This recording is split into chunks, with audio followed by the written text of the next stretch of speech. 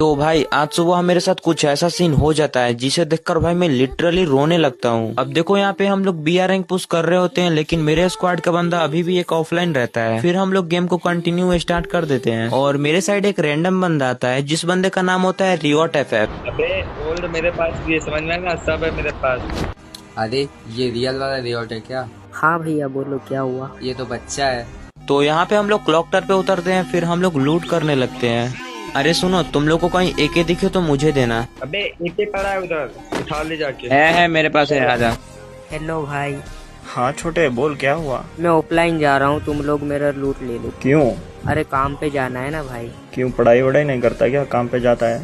नहीं भाई, घर का बड़ा बेटा हूँ और मेरा पापा भी नहीं है, इसीलिए काम करने जाना पड़ता है। भाई घर का बड़ा बेटा हूँ और मेरा पापा भी नहीं है।